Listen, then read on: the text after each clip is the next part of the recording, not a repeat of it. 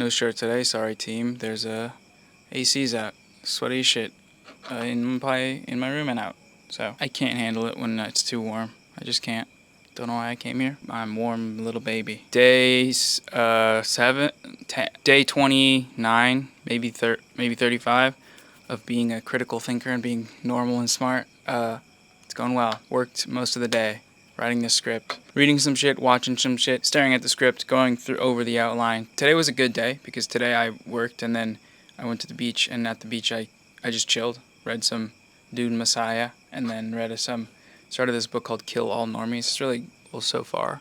I just started it. I'm like chapter 2, but it's about like gamergyatt era online irony politics, Trump election, Pepe Frog, alt-right, and I saw CJ the X post on their Instagram about how they made a Zine, them and their Patreon made a Zine, and I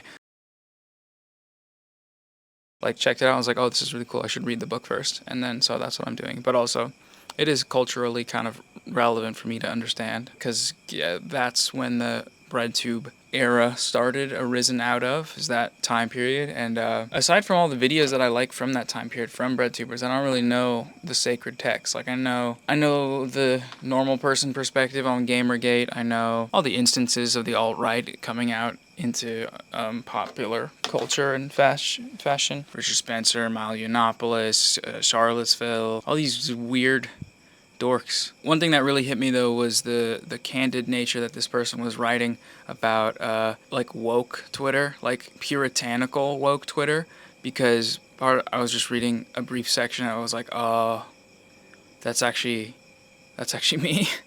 That's actually me, and not in a good way. Like social justice causes being bastardized to enact power over other people in terms of like public shaming, and Tumblr subculture spawning just rhetoric that tells you that everything is racist and sexist and homophobic and everything.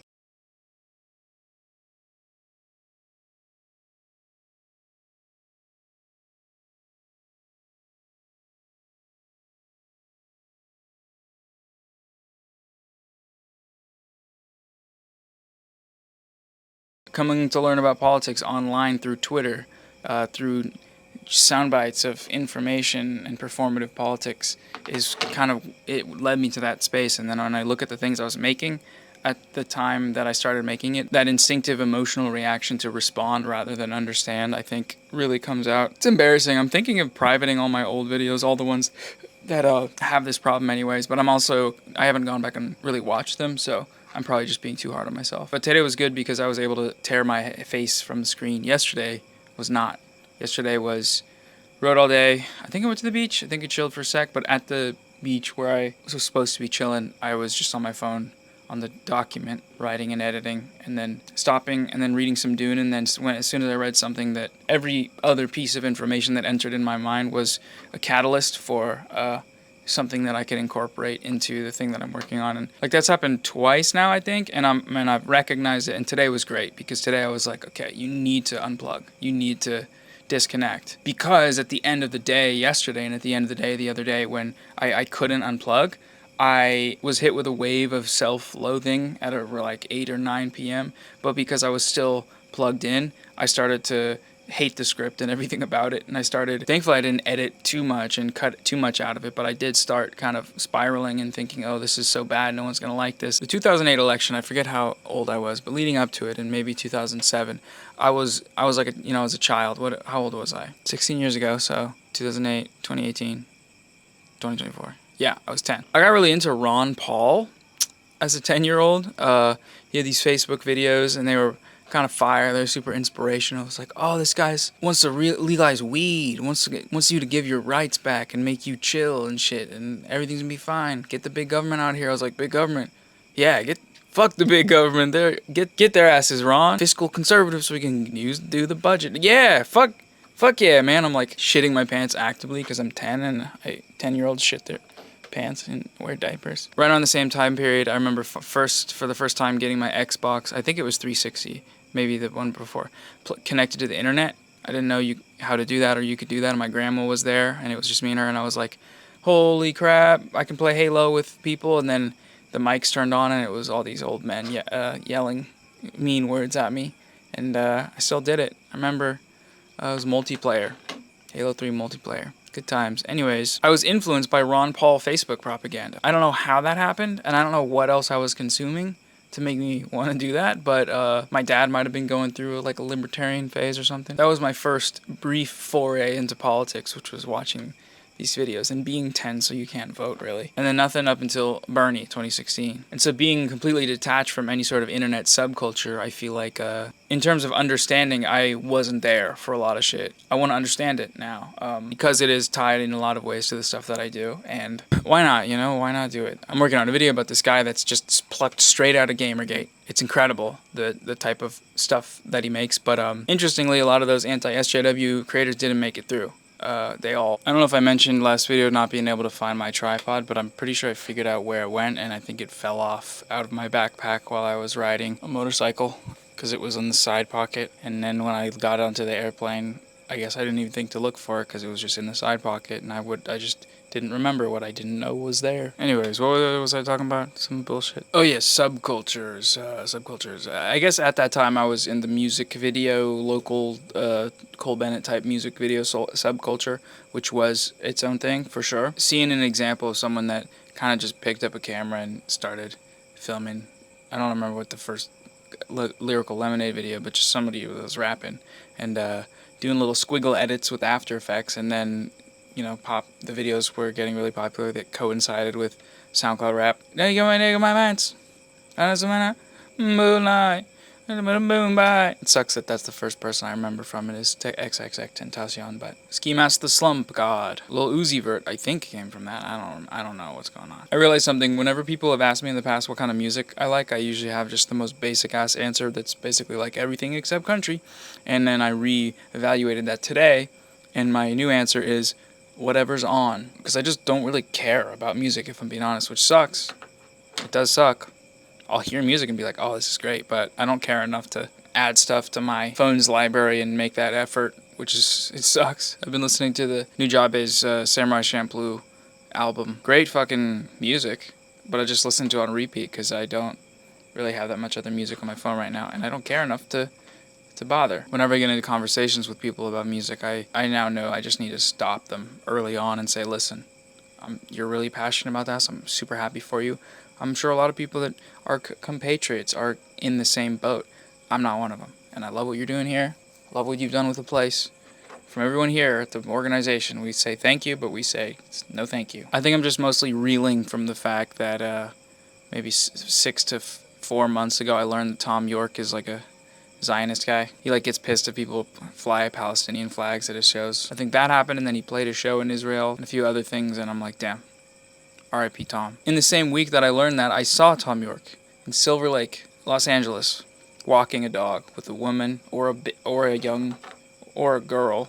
Could have been his little niece or something. And he looked healthy from far away, from half a mile away. It wasn't actually half a mile. I was coming up on an intersection, and there was a crosswalk, and him and this lady and the little puffy dog were at the end of the crosswalk and starting to walk up a hill. But it was definitely him. I could tell by the scarf, I could tell by the man bun, all this crap, all these Tom Yorkian signifiers that we all know and love. But back in those days, the pre-sad days when I was banging that York, it was the same thing, where I just listened to that over and over again. It's like 3 albums I really like. In Rainbows, which is Radiohead, but it's also Tom York.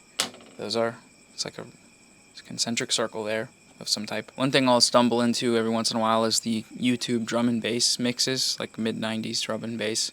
They're usually an hour and 15 minutes long, the cover art. Sometimes the ones with the really cool artistic cover art are good, but the ones with the really good music have kind of shitty cover art that's like SSX tricky aesthetic, but corporate. That's actually a really terrible way to describe something that looks bad. That sounds sick as fuck.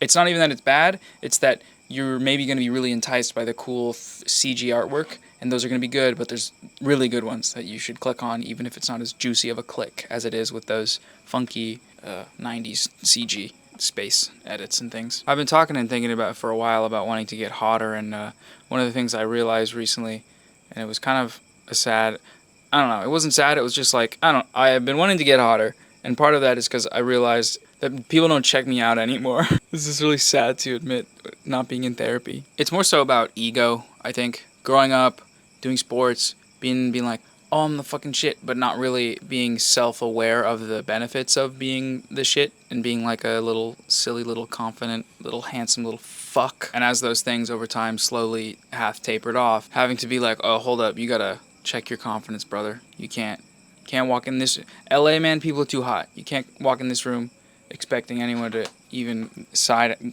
glance at you. Maybe there also is sort of an inflation going on because people in LA are just fucking stupidly hot all the time. It's kind of unnecessary. Even though anyone that's like 40 and up, that's the hottest type of people you'll see there. They all dress really well. They're all like really usually in pretty good shape, and it's really fucked up. I think probably because if you make it to being 40 at LA and then you have enough sort of material capabilities to hire a personal trainer or whatever. I'm totally speculating on some people's lives in a very weird way. But like I've talked about before, like physical fitness and things, feel better. I feel healthier. I think for those reasons, it's always a worthwhile pursuit if it's something you're interested in doing. But this desire to get back to some baseline of being able to feel good about how I look, it doesn't come from a healthy place, right? But when I'm doing some bullshit on the ground, working out, that's not what I'm thinking about at all. I'm just like, we're having fun.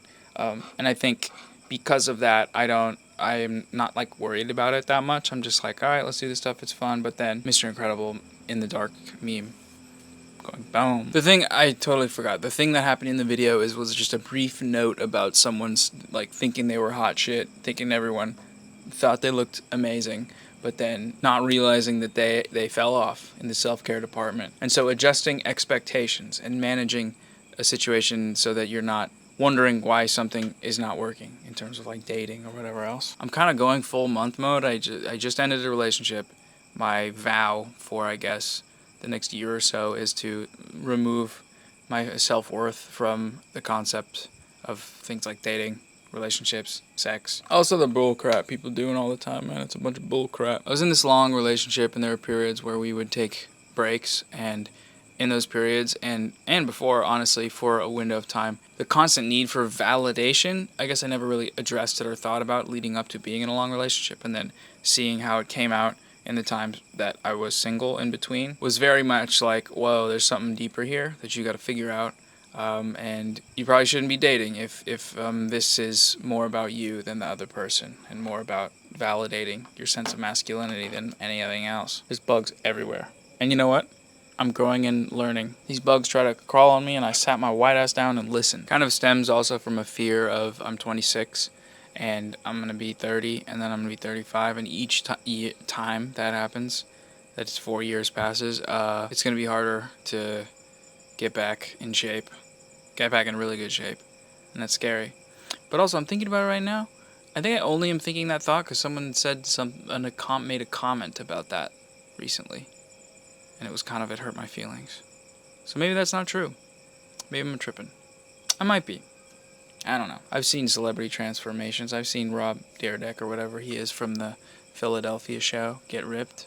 He did it easily and naturally at age 40. So I'm going to do that too. I haven't been that active on Discord, so apologies if anyone's in the Discord wondering why no active. It's, I don't know, just been really sinking my teeth into this piece of meat that is this video that I'm working on. But I'm considering closing down the Patreon for this channel because if I go a month and only upload a few times, I think the expectation was set that I would be uploading a certain amount of times. And I don't want to like roll back and be like, hey, I'm uploading 3 times a week. I don't know, there's a weird thing about that I don't want to make a transition into doing less things when people are still paying more. I think because for the function of the channel, there's a certain amount of like consistency that is most helpful. That might be something I can't provide anymore at this time and probably in the future, but for a lot of you I know that's not a big deal, so I'll have to figure that out with the Patreon thing. But the bugs are finally on me. The camera battery's low, so I think I'm going to check out. This was a ramble. Comment below if you love